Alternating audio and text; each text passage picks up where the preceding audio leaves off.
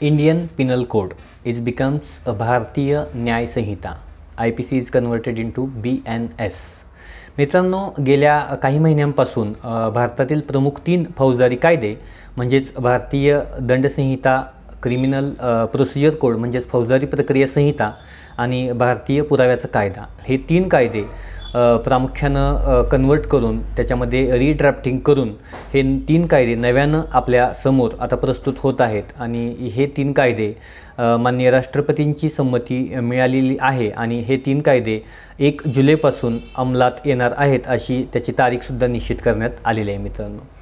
तर मित्रांनो, आज आपण या व्हिडिओच्या माध्यमातून जाणून घेणार आहे BNS म्हणजेच भारतीय न्याय संहिता याचा ओव्हरव्ह्यू नेमका काय आहे, यामध्ये किती चॅप्टर्स आहेत, कशा पद्धतीनं काही सेक्शन्स ॲड केलेले आहेत, काही सेक्शन कशा पद्धतीनं कमी केलेले आहेत, या सगळ्या प्रश्नांची उत्तरं आपण या व्हिडिओच्या माध्यमातून जाणून घेणार आहे. नमस्कार मित्रांनो, मी आहे सागर आणि आपण पाहत आहात law and lots of more. मित्रांनो, आपल्याला माहीत आहे की 1860 चा जो जुना कायदा होता इंडियन पिनल कोड, ब्रिटिशांनी तयार केलेला हा मूळचा कायदा हा प्रामुख्यानं आता नव्या स्वरूपामध्ये आपल्या समोर प्रस्तुत होत आहे. तर या जुन्या कायद्यामध्ये एकूण 511 सेक्शन्स होते. तर हा नवीन कायदा जो आहे यामध्ये फक्त 358 सेक्शन्स आपल्याला पाहायला मिळतील.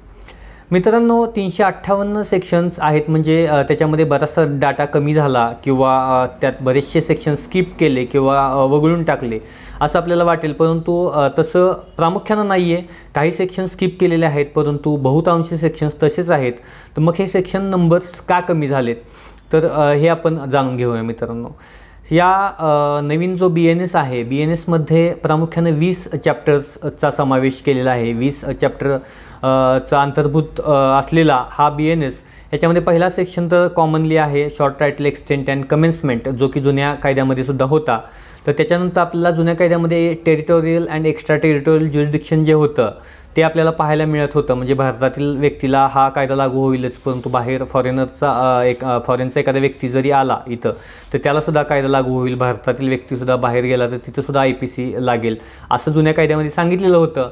तर ते सगळंच जे आहे ते सेक्शन 1मध्येच आता आपल्याला पाहायला मिळेल. आणि सेक्शन 6 ते 52A जो डेफिनेशनचा जो पार्ट होता तर त्या सगळ्या डेफिनेशन्स काही स्किप केल्या, परंतु सगळ्या डेफिनेशन्स ज्या आहेत त्या आपल्याला सेक्शन 2मध्येच आपल्याला पाहायला मिळतील.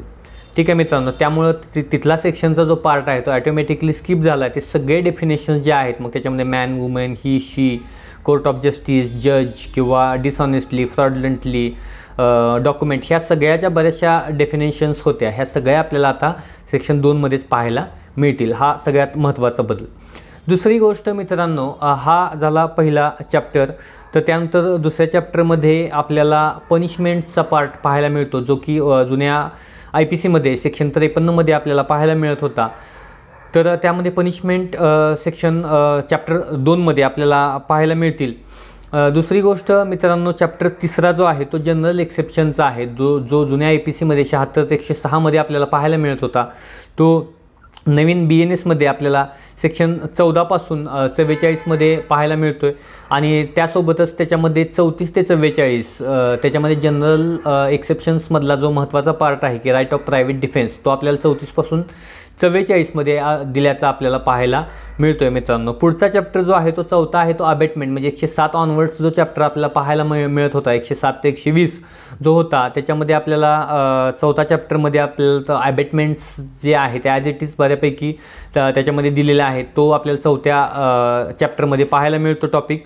दुसरा 5वा चॅप्टर जो आहे तो महत्त्वाचा होता. त्याच्यामध्ये बऱ्याच वेळेला संसदेमध्ये चर्चा झाल्या, गदारोळ झाले. तर तो वुमन आणि चाइल्डबद्दल जे ऑफेन्सेस वाढत आहेत किंवा त्याचं नेचर बदललेलं आहे, ह्या सगळ्या ऑफेन्सेसचा समावेश हा चॅप्टर 5मध्ये आपल्याला पाहायला मिळतो. मग त्याच्यामध्ये मॅरेजशी रिलेटेड ऑफेन्स असतील किंवा मग त्याच्यामध्ये मिसकॅरेज जे होतं त्याच्या संदर्भात आपल्याला ऑफेन्स असतील, ते आपल्याला सगळे याच महत्त्वाच्या चॅप्टर 5वा जो आहे 63 to 99 सेक्शन, तर याच्यामध्ये आपल्याला पाहायला मिळेल. त्याच्या पुढचा जो आहे जो जुन्या IPCमध्ये आपल्याला 299 ऑनवर्ड्स म्हणजे कल्पेबल होमिसाईडपासून 377 म्हणजे प्रॉपर्टीच्या आधीपर्यंत जो चॅप्टर होता ऑफेन्सेस अगेन्स्ट ह्युमन बॉडी, मानवी शरीराविरुद्धचे जे ऑफेन्सेस आहेत ते आपल्याला या नवीन BNSमध्ये चॅप्टर 6मध्ये आपल्याला ऑफेन्सेस अगेन्स्ट ह्युमन बॉडी पाहायला मिळतील मित्रांनो. पुढचा जो चॅप्टर आहे तो 7वा ऑफेन्सेस अगेन्स्ट स्टेट, जो फार आपण स्पर्धा परीक्षांची मुलं जी होती ते फार डीपली अभ्यास कधी करत नव्हती. तसाच पुढचा सुद्धा 8वा चॅप्टर तसाच आहे.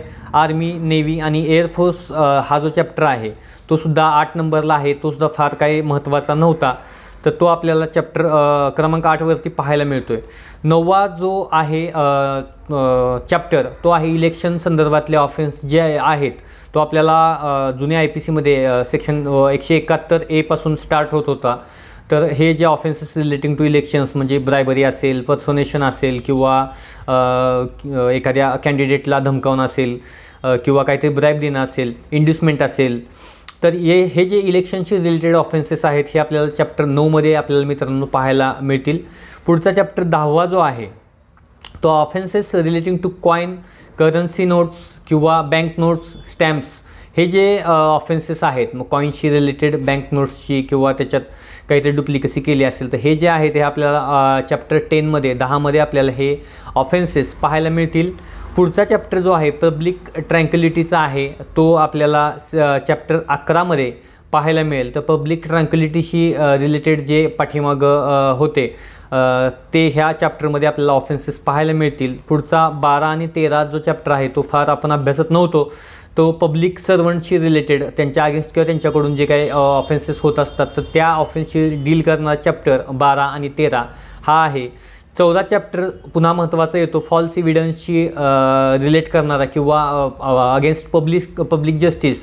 मग त्याच्यामध्ये डॉक्युमेंट्स फॅब्रिकेट, इव्हिडन्स फॅब्रिकेट करणं असेल किंवा एखाद्याला काहीतरी पनिशमेंट व्हावी यासाठी काहीतरी फॉल्स डॉक्युमेंट प्रिपेअर केले असतील किंवा फॉल्स साक्षी देत असेल तर हा चॅप्टर आपल्याला ह्याच्यामध्ये चॅप्टर नंबर 14 नंबरला हा चॅप्टर आपल्याला पाहायला मिळतो. पुढचा आहे चॅप्टर नंबर 15, त्याच्यामध्ये पब्लिक हेल्थ सेफ्टी हा जो आहे चॅप्टर हा सुद्धा फार काही ह्याच्यामध्ये जास्त महत्त्वाचे सेक्शन्स आपल्याला पाहायला मिळत नाही आहेत. पुढचा चॅप्टर जो आहे तो ऑफेन्सेस अगेन्स्ट रिलिजन हा चॅप्टर आपल्याला पाहायला मिळतो. त्याच्यामध्ये प्रामुख्यानं म्हणजे एखाद्या रिलिजियस प्लेसवरती काहीतरी एखाद्या टिपिकल कम्युनिटीच्या भावना दुखावण्यासाठी काहीतरी ट्रेसपास केला असेल किंवा काहीतरी तिथं काहीतरी मोडतोड केली असेल का, हे जे ऑफेन्सेस रिलिजियस प्लेसेसच्या रिलेटेड आहेत ते आपल्याला चॅप्टर 16मध्ये मित्रांनो पाहायला मिळतात. 17वा चॅप्टर इथं महत्त्वाचा आहे. 17वा चॅप्टर जो आहे तो प्रॉपर्टीशी रिलेटेड आहे. मग आपल्याला जुन्या IPCमध्ये जो सेक्शन 378 ऑनवर्ड्स जो आपल्याला थेफ्ट असेल, मग त्याच्यामध्ये एक्स्टॉर्शन असेल, रॉबरी असेल, डेकॉइटी असेल, मिसअप्रोप्रिएशन ऑफ प्रॉपर्टी असेल, त्यानंतर त्याच्यामध्ये बाकीचे जे ऑफेन्सेस रिलेटिंग टू प्रॉपर्टी जे होते ते आपल्याला पाहायला या चॅप्टरमध्ये मिळतील. त्यामुळं हा चॅप्टर पुन्हा एकदा महत्त्वाचा आहे. त्याच्यामध्ये सेक्शन 303 पासून तब्बल सेक्शन 303 पासून हा चॅप्टर सुरू होतोय, तो तब्बल 334 पर्यंत हा चॅप्टर आपल्याला प्रॉपर्टीचा पाहायला मिळतो. त्याच्यामध्ये स्नॅचिंगचा ऑफेन्सेस इन्क्लूड केलेला आहे नव्यानं. बऱ्याचशा प्रमाणात स्नॅचिंगच्या घटना ह्या वाढलेल्या दिसत होत्या, मॉब लिंचिंगसारख्या घटना ह्या दिसत होत्या वाढलेल्या. त्यामुळे मॉब लिंचिंगसुद्धा ह्युमन बॉडीच्या चॅप्टरमध्ये नव्यानं ॲड केला गेलेला आहे किंवा ह्या प्रॉपर्टीच्या चॅप्टरमध्ये स्नॅचिंग हा सुद्धा ऑफेन्स नव्यानं ॲड केला गेलेला आहे.